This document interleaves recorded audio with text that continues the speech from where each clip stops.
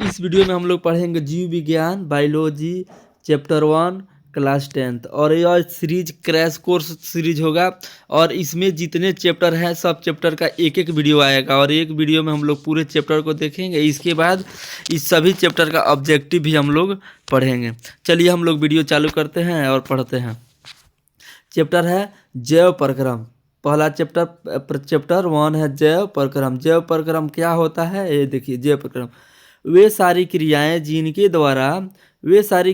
जिनके द्वारा जीवों का अनुसरण होता है जैव परक्रम कहलाते हैं। अनुसरण मतलब कि शरीर की सभी गतिविधियां, जैसे कि खाना पोषण यानी खाना खाना, श्वास लेना, उत्सर्जन यानी कि जो खाना हम लोग खाते हैं उसका उत्सर्जन करना, जितने भी शरीर की सारी गतिविधियां हैं सभी किस में आती है, जो अनुसरण होता है वो यानी कि जैव परक्रम के अंतर्गत आती है। चलिए जैव परक्रम में हम लोग सबसे पहले है पोषण। तो हम लोग पोषण देखते हैं। वह प्रक्रिया जिसके द्वारा जीव अपना भोजन प्राप्त करते हैं। जिसके द्वारा जीव क्या करते हैं, अपना भोजन प्राप्त करते हैं तथा इसका विभिन्न कार्यों में उपयोग करते हैं। विभिन्न कार्यों में उपयोग करते हैं, उसे पोषण कहते हैं। ये परिभाषा याद कर लेना है। यानी कि वह प्रक्रिया जिसके द्वारा जीव क्या करते हैं, भोजन प्राप्त करते हैं तथा इसका विभिन्न कार्यों में क्या करते हैं, उपयोग करते हैं, उसे पोषण कहते हैं। तो ये हम लोग का पोषण हो गया। पोषण के बाद पोषण के प्रकार, यानी पोषण के कितने प्रकार हैं, पोषण के 2 प्रकार होते हैं। यानी पोषण दिया हुआ है। पोषण के पहला प्रकार है स्वपोषण या स्वपोषी पोषण। दूसरा क्या है, विषम पोषण, परपोषण या परपोषी पोषण। यह हम लोग का दूसरा प्रकार हो गया। और यह पहला स्वपोषण या स्वपोषी पोषण और दूसरा परपोषण या परपोषी पोषण। ये हम लोग का 2 प्रकार है, पोषण के 2 प्रकार। अब पहला प्रकार हम लोग देखेंगे स्वपोषण। वैसा जीव जो भोजन के लिए अन्य जीवों पर निर्भर न रहकर अपना भोजन स्वयं बनाते हैं उसे स्वपोषी पोषण कहते हैं, स्वपोषी कहते हैं। देखिए वैसा जो वो अपना भोजन क्या करते हैं, स्वयं बनाते हैं। क्या करते हैं, अपना भोजन स्वयं बनाते हैं। वो किसी जीव पर निर्भर नहीं रहते हैं। जैसे पेड़ पौधा हो गया, वो क्या करते हैं, अपना भोजन स्वयं बनाते हैं, वो किसी पर निर्भर नहीं होते हैं। तो उसको क्या कहेंगे, या तो स्वपोषण या स्वपोषी, दोनों एक ही चीज़ है। चलिए टॉपिक 2 है परपोषण या परपोषी। ठीक है। वैसे जीव जो अपने भोजन के लिए, यानी वैसे जीव जो क्या होते हैं, अपने भोजन के लिए दूसरे जीव क्या होते हैं, दूसरे जीवों पर निर्भर रहते हैं। कहाँ निर्भर रहेंगे, दूसरे जीवों पर। उसे उसे उसे परपोषण कहते हैं। उसे क्या कहते हैं, पर पोषण कहते हैं या परपोषी कहते हैं। जैसे सभी जंतु, जितने भी जंतु हैं उसमें मनुष्य भी आ जाएगा और जानवर भी आ जाएगा। जैसे गाय भैंस, मनुष्य, शेर, ये सब क्या होते हैं, दूसरे किसी पर निर्भर रहते हैं अपने पोषण के लिए। जैसे अब हम लोग हैं तो हम लोग किस पर निर्भर हैं, पेड़ पौधे पर निर्भर है। तो उसी तरह जो मतलब दूसरे पर निर्भर है तो परपोषी कहलाएगा, और जो स्वयं भोजन बनाए वह स्वपोषी कहलाएगा। अब हम लोग देखेंगे परपोषण या परपोषी के प्रकार, यानी परपोषी के प्रकार देखेंगे। ये मृतजीवी पोषण, जैसे हो गया मृतजीवी जो मरे गले सड़े जीवों को खाते हैं, जैसे कवक हो गए, जीवाणु हो गए। दूसरा परजीवी पोषण, जैसे परजीवी पोषण यानी वो किसी के पास रहेंगे और उसी से वो अपना भोजन क्या करेंगे, ग्रहण करेंगे, पर उसको वो नुकसान नहीं पहुंचाते हैं। जैसे जू हो गया, जो हम लोग के बाल में रहते हैं और केस में, और उसी से वो लोग क्या करते हैं, अपना भोजन ग्रहण करते हैं। जोंक हो गया, अमरबेल हो गया। अमरबेल जैसे कि पेड़ पौधा पे रहता है और वो पेड़ पौधा को नुकसान भी नहीं पहुंचाता है और उसी से क्या करता है, अपना ग्रहण भी, भोजन भी ग्रहण करता है। और तीसरा हो गया प्राणिसम पोषण, यानी कि अमीबा और मनुष्य। ये सब क्या हो गए, ये 3 परपोषण या परपोषी के प्रकार हम लोग 3 देखे। आप लोग इसको नोट भी कर लीजिए और याद करते रहिए और ध्यान से पढ़िए। मृतजीवी पोषण, अब क्या हो जाएगा, मृतजीवी पोषण। वैसे जीव जो अपना भोजन मरे या सड़े गले जीव से अपना भोजन प्राप्त करते हैं। यानी जो वैसा जीव जो अपना भोजन मरे या सड़े गले जीवों से क्या करते हैं, वो अपना भोजन प्राप्त करते हैं, मृतजीवी पोषण कहलाते हैं। जैसे कवक हो गया, जीवाणु हो गया, इत्यादि। ये सब क्या होते हैं, मरे गले चीज़ों से, यानी जो सड़ गल जाता है उससे अपना ये लोग क्या करते हैं, भोजन ग्रहण करते हैं। दूसरा दूसरा टाइप 2 है परजीवी पोषण। क्या है, परजीवी। वैसा पोषण जिसमें एक जीव दूसरे जीव के संपर्क में अस्थायी या अस्थायी रूप से रहकर अपना भोजन प्राप्त करते हैं, तो उसे परजीवी पोषण कहते हैं। देखिए, कोई जीव है, ठीक है, वो कि दूसरे किसी से अपना भोजन ग्रहण करेगा और उससे वो अस्थायी या अस्थायी रूप से रहेगा। जैसे जू है, अस्थायी रूप से हम लोग के शरीर, हम लोग के बाल में रहता है, उससे अपना वो क्या करता है, भोजन ग्रहण करता है। अमरबेल है, जोंक है, जोंक क्या है, पानी में रहता है और अस्थायी रूप से जाता है और हम लोग से क्या करता है, वो भोजन ग्रहण कर लेता है। तो ये क्या कहलाएगा, परजीवी पोषण, यानी कि वो दूसरे किसी पे आश्रित रहते हैं और अस्थायी या अस्थायी रूप से रह सकते हैं। तो इसका एग्जाम में पूछता है परजीवी पोषण का उदाहरण में, तो आप लोग को अमरबेल, जोंक, जू, ये सब को क्या करना है, ध्यान में रखना है, याद करना है। बहुत ही इम्पोर्टेंट प्रश्न है ये। टाइप 3 प्राणी संपोषण। वैसा पोषण जिसमें जीव अपना भोजन दूसरे जीव जंतुओं से ठोस या तरल रूप में ग्रहण करता है। देखिए, वैसा जीव जो दूसरे जीवों से अपना भोजन, जीव जंतु से अपना भोजन किस में, ठोस या तरल रूप में ग्रहण करता है, उसे प्राणी संपोषण कहते हैं। जैसे अमीबा हो गया, ये भी क्या करता है, दूसरे किसी से अपना भोजन ग्रहण करता है। मनुष्य क्या हो गया, ये भी दूसरे किसी से अपना भोजन ग्रहण करता है, इत्यादि आ जाएगा। चलिए, अब भोजन के आधार पर जीवों के प्रकार। अब हम लोग किसको देखेंगे, भोजन के आधार पर जीवों के प्रकार। देखिए, इसमें जितने एग्जाम्पल है, ये सभी एग्जाम्पल क्या है, वेरी वेरी इंपॉर्टेंट है और एग्जाम्पल पर ही प्रश्न बनता है ऑब्जेक्टिव। भोजन के आधार पर जीवों के प्रकार। भोजन के आधार पर जीवों के 3 प्रकार होते हैं। पहला हो गया शाकाहारी, दूसरा हो गया मांसाहारी और तीसरा हो गया क्या, सर्वाहारी। अब हम लोग तीनों को बारी बारी से एक एक करके पढ़ेंगे। शाकाहारी, वैसा जीव जो हरे पेड़ पौधे या उसके फलों को खाते हैं उसे हम शाकाहारी कहते हैं। यानी वैसा जीव जो हरे पेड़ पौधों, यानी वैसे जीव जो हरे पेड़ पौधे, यानी किसको खाते हैं, हरे पेड़ पौधों को खाते हैं, उसको क्या कहते हैं, शाकाहारी कहते हैं। यानी वो मांस नहीं खाता है, किसी जीव को नहीं खाता है, तो वो शाकाहारी हो जाए। जैसे हिरण हो गया, क्या खाएगी, हरे पेड़ पौधा। नीलगाय हो गई, गाय हो गई, भैंस हो गई, बकरी हो गई, ये लोग क्या है, शाकाहारी हैं। ये लोग कोई दूसरे जीव को नहीं खाते हैं, तो ये शाकाहारी हो गया। मांसाहारी, वैसे जीव जो केवल मांस खाते हैं, यानी वैसे जीव जो केवल क्या खाते हैं, मांस खाते हैं, उन्हें मांसाहारी कहते हैं। जैसे शेर, बाघ, लोमड़ी, सांप, ये लोग क्या खाते हैं, मांस खाते हैं, यानी कोई दूसरे जीव को खाते हैं।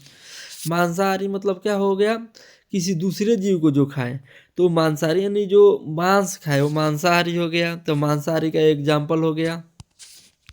चलिए, अब हम लोग मांसाहारी हो गया। अब थर्ड है सर्वाहारी। क्या है, सर्वाहारी, वैसे जीव जो हरे पेड़ पौधे और मांस दोनों खाते हैं। यानी देखिए, पहला शाकाहारी में जो सिर्फ पेड़ पौधा, मांसाहारी में जो मांस भी खाए, और सर्वाहारी में क्या होता है, जो हरे पेड़ पौधे भी खाए और मांस भी खाए। तो ये दोनों क्या हो गया, सर्वाहारी हो गया, ये दोनों सर्वाहारी हो गया। जैसे मनुष्य हो गया, तिलचट्टा हो गया, ये लोग क्या है, सर्वाहारी हैं। स्वपोषण और विषम पोषी पोषण में अंतर। विषम पोषी यानी पर पोषण भी इसको कह सकते हैं। अलग अलग एक ही चीज़ का 2-3 नाम होता है। जैसे स्वपोषी, दोनों में क्या बताना है, अंतर बताना है। तो 3-3 अंतर हम बता दिए हैं। एक, स्वपोषी पोषण में जीव अपना भोजन स्वयं बनाते हैं, यानी स्वपोषण में जीव क्या करते हैं, अपना भोजन स्वयं बनाते हैं। यह केवल हरे पेड़ पौधे होते हैं। कौन, ये स्वपोषी कौन होते हैं, हरे पेड़ पौधे होते हैं। तीसरा, स्वपोषी पोषण में भोजन बनाने के लिए कार्बन डाइऑक्साइड, सूर्य का प्रकाश, जल तथा हरित लवक आवश्यक है। यानी जब स्वपोषी अपना भोजन बनाएंगे तो सबसे जरूरी क्या है, सूर्य का प्रकाश है जरूरी, कार्बन डाइऑक्साइड की ज़रूरत पड़ता है, जल की और हरित लवण की ज़रूरत पड़ता है, जिसको हम लोग क्लोरोफिल कहते हैं। अब देखिए, विषम पोषी पोषण या परपोषी पोषण। विषम पोषी पोषण में जीव अपना भोजन स्वयं नहीं बनाता है, यानी ये अपना भोजन क्या करता है, स्वयं नहीं बनाता है, किसी दूसरे पर निर्भर होता है। यह केवल जंतुओं में होता है। कहाँ होता है? जंतुओं में। और स्वपोषी कहाँ होता है? पेड़ पौधों में होता है। विषमपोषी में जीव हरे पेड़ पौधे या जंतुओं के द्वारा अपना भोजन ग्रहण करते हैं। देखिए, विषमपोषी में जीव क्या करते हैं? वो हरे पौधे को खाएंगे या किसी जंतु को खाएंगे। चलिए अब इसके आगे वाला टॉपिक हम लोग पढ़ते हैं। अब हम लोग पौधों में पोषण के ऑन देखेंगे। पौधों में पोषण, पौधों में पोषण देखिए, पौधा या अपना भोजन कभी भी घर पर बनाता है तो किससे बनाता है? प्रकाश संश्लेषण से। जैसे कि ये पत्ती होता है और पत्ती में देखिए, ये पत्ती हो गया। पत्ती में जो ये पौधा अपना पत्ती से ही क्या करता है? भोजन बनाता है। किससे? पत्ती से। और यह प्रकाश संश्लेषण की प्रक्रिया द्वारा पौधा क्या करता है? भोजन बनाता है। और प्रकाश संश्लेषण में सूर्य की प्रकाश की क्या होती है? एकदम आवश्यकता होती है। जो देखिए, इसमें सौर ऊर्जा का रासायनिक ऊर्जा में परिवर्तन होता है। इसमें क्या होता है? सौर ऊर्जा का रासायनिक ऊर्जा में परिवर्तन होता है। अगर कोई पूछ दे कि पर जो प्रकाश संश्लेषण की प्रक्रिया होता है तो प्रकाश संश्लेषण में क्या होता है? तो सौर ऊर्जा का रासायनिक ऊर्जा में परिवर्तन होता है। तो ये बड़ी इम्पोर्टेंट प्रश्न है, कई बार पूछा हुआ प्रश्न है कि प्रकाश संश्लेषण में सौर ऊर्जा का किस में रूपांतरण होता है? तो ये हो गया रासायनिक ऊर्जा में रूपांतरित यानी परिवर्तन होता है। प्रश्न ये हो गया। अब हम लोग इसके आगे देखते हैं प्रकाश संश्लेषण का स्थान। अब देखिए, प्रकाश संश्लेषण होता कहाँ है, ये हम उसके स्थान को पढ़ना है। प्रकाश संश्लेषण की क्रिया क्लोरोप्लास्ट में होता है। यानी कि ये क्या हो गया? अगर प्रश्न होता है कि प्रकाश संश्लेषण कहाँ होता है, तो प्रकाश संश्लेषण की क्रिया कहाँ होती है? क्लोरोप्लास्ट में होती है। क्लोरोप्लास्ट में क्लोरोफिल वर्णक, कौन सा वर्णक होता है? क्लोरोफिल, जिसको हरित लवक कहा जाता है, पाया जाता है। क्या होता है? पाया जाता है। यानी क्लोरोप्लास्ट, प्रश्न बनेगा कि क्लोरोप्लास्ट में क्या पाया जाता है, तो क्लोरोप्लास्ट में क्लोरोफिल वर्णक पाया जाता है। क्लोरोफिल वर्णक का रंग हरा होता है। क्लोरोफिल वर्णक का रंग कैसा होता है? हरा होता है। क्लोरोफिल के कारण ही पेड़ पौधे की पत्तियां हरी होती है। यानी ये प्रश्न बनता है कि पेड़ पौधा जो होता है उसकी पत्ती हरी क्यों होती है? तो क्लोरोफिल के कारण ही पेड़ पौधा का पत्ता क्या होता है? हरा होता है। अब देखिए, प्रकाश संश्लेषण के लिए आवश्यक पदार्थ, अगर हम लोग खाना खाते हैं उसी तरह पेड़ पौधा भी अपना खाना भोजन स्वयं बनाता है, तो उसको कुछ ना कुछ की ज़रूरत, कोई ना कोई चीज़ की ज़रूरत पड़ती है। तो क्या क्या चीज़ की ज़रूरत पड़ती है? सबसे पहले उसको सूर्य की प्रकाश की ज़रूरत पड़ेगा, तो उसके बाद कार्बन डाइऑक्साइड की ज़रूरत पड़ेगा, उसके बाद क्लोरोफिल की ज़रूरत पड़ता है। क्लोरोफिल से वो कि क्या करता है, वो जिससे वो अपना वो भोजन बनाता है। उसके बाद जल, यानी जल H2O की आवश्यकता पड़ता है। जब देखिए सूर्य के प्रकाश आता है, पत्ती पर पड़ता है, और जो हम लोग कार्बन डाइऑक्साइड छोड़ते हैं, तो सूर्य के जो पत्ता होता है वो कार्बन डाइऑक्साइड लेता है और क्लोरोफिल की मदद से क्या करता है? अपना भोजन ग्रहण करता है और जल बनाता है। जैसे और इसका सूत्र है, सूत्र क्या है? C6CO2 प्लस 12H2O, यानी कि कार्बन डाइऑक्साइड की कितना है? 6 है। कार्बन डाइऑक्साइड के अणुओं की संख्या है यहाँ पर 6, और जल कितना होता है?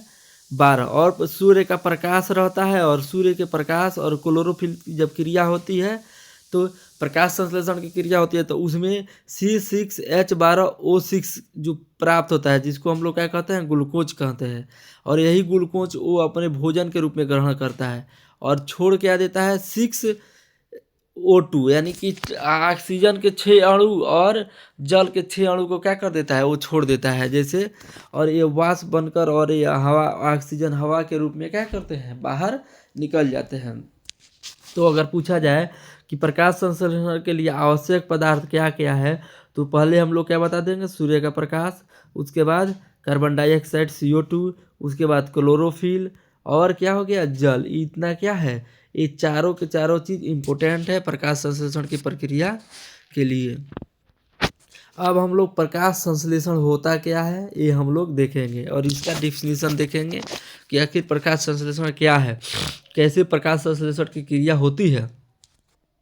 जब हरे पेड़ पौधे सूर्य के प्रकाश की उपस्थिति में जमीन से जल वायुमंडल से कार्बन डाइऑक्साइड और क्लोरोफिल की उपस्थिति में अपना भोजन यानी ग्लूकोज का निर्माण करते हैं। देखिए जब सूर्य का प्रकाश आता है तो जो पेड़ पौधा होता है प्रकाश की उपस्थिति में जमीन से क्या लेते हैं, जल, और वायुमंडल से कार्बन डाइऑक्साइड लेते हैं, और क्लोरोफिल, जो क्लोरोफिल पत्ता में रहता है की उपस्थिति में अपना भोजन क्या करते हैं, वो बनाते हैं।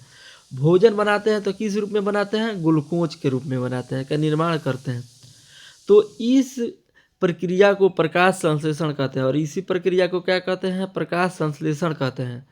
प्रकाश संश्लेषण की क्रिया में पेड़ पौधे कार्बन डाइऑक्साइड को लेते हैं। पूछा जाए कि प्रकाश संश्लेषण की प्रक्रिया में पेड़ पौधे क्या लेते हैं, तो कार्बन डाइऑक्साइड को लेते हैं और ऑक्सीजन को बाहर छोड़ते हैं, और ऑक्सीजन को क्या करते हैं, बाहर छोड़ते हैं। देखिए ऑक्सीजन के साथ साथ ये इसमें जल को भी कुछ मात्रा में बाहर छोड़ते हैं। तो यहाँ प्रश्न बनता है कि पेड़ पौधा क्या ग्रहण करता है, तो कार्बन डाइऑक्साइड। क्या छोड़ देता है हम लोग को, ऑक्सीजन देता है।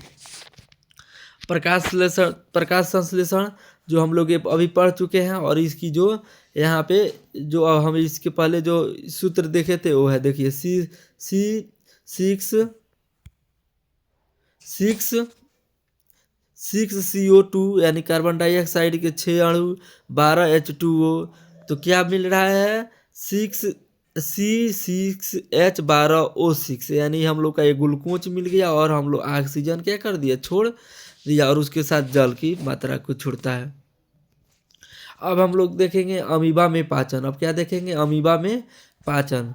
अमीबा एक प्राणी संपोषी जीव है। अमीबा कैसा जीव है, प्राणी संपोषी जीव है। ये भी दूसरे किसी पर निर्भर रहता है, यह भी ठोस रूप में ग्रहण करता है। यह एक कोशिकीय होता है। अमीबा कैसा होता है, एक कोशिकीय होता है। अमीबा हम लोग अपने आँख से, नंगे आँख से नहीं देख पाएंगे, इतना छोटा होता है। इसका आधार अनिश्चित होता है। इसका आधार क्या होता है, अनिश्चित होता है। इसका आकार, यहाँ आकार होगा, इसका आकार अनिश्चित होता है। इसके शरीर में पोषण के लिए कोई विशेष रचना नहीं होती, यानी पोषण, जैसे हम लोग के शरीर में पोषण के लिए मुंह है, पेट है, छोटी आंत है, बड़ी आंत है, तो इसमें कोई विशेष संरचना नहीं होती है।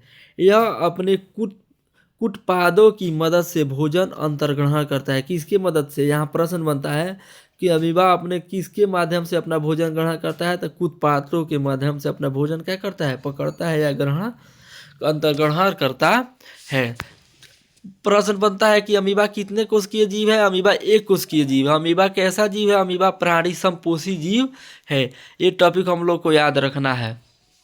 चलिए अब अमीबा के बारे में हम लोग देखते हैं। अमीबा के बारे में, अमीबा में पोषण अंतर्ग्रहण किसके माध्यम से, अंतर्ग्रहण, पाचन तथा बहिष्करण प्रक्रिया को पूर्ण होता है। जैसे ये देखिए, ये क्या हो गया, ये अमीबा हो गया, और जो ये यहाँ है कि ये होता है केंद्रक, ये होता है पादभाव, ये होता है खाद कणिका, ये होता है खाद धमनिया, और ये क्या होता है, ये हो गया।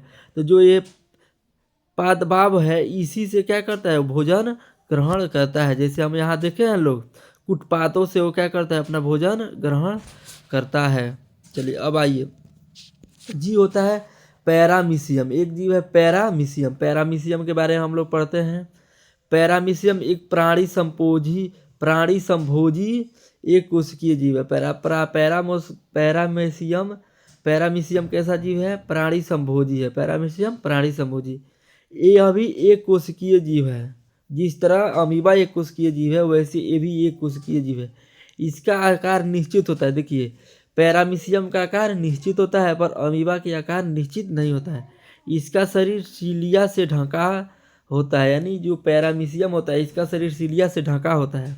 पैरामीशियम में भोजन का अंतर्ग्रहण शरीर के एक निश्चित स्थान से होता है। देखिए पैरामीशियम का जो भोजन का ग्रहण है, वो एक निश्चित स्थान से होगा, एक उसका जगह होता है, जिसे कोशिका मुख या साइटोस्टोम कहते हैं। जिसको क्या कहते हैं, कोशिका मुख या साइटोस्टोम कहते हैं। ये प्रश्न पूछा हुआ है कि पैरामीशियम में भोजन का ग्रहण कहाँ से होता है, तो कोशिका मुख या साइटोस्टोम कहते हैं। ठीक है, और भोजन पचाने के बाद अपशिष्ट पदार्थ विशेष क्षेत्र से बाहर निकल जाता है। यानी भोजन पच जाने के बाद क्या होता है, अपशिष्ट पदार्थ है वो विशेष क्षेत्र से क्या होती है, बाहर निकल जाती है। ये हो गया। ये हम लोग पूरे वीडियो को देखें और ये बहुत अच्छे तरीक़ा से हम लोग पढ़े हैं। चलिए वीडियो को देखने के लिए थैंक यू। और यह हम लोग का बायोलॉजी का एक सीरीज है जिसका यह फर्स्ट वीडियो है और एक वीडियो में हम लोग इसका पूरे चैप्टर का सारांश देखेंगे और पढ़ेंगे। और यह ये क्रैश कोर्स के जैसा है जिससे आप लोगों को कहीं जाने की आवश्यकता नहीं है। ये पूरे सीरीज देख लीजिएगा लोग, तो आप लोग विज्ञान की कोई भी दिक्कत नहीं होगी। Thank you. वीडियो देखने के लिए लाइक कीजिए, कमेंट कीजिए, क्या बताइए कैसा वीडियो लगा।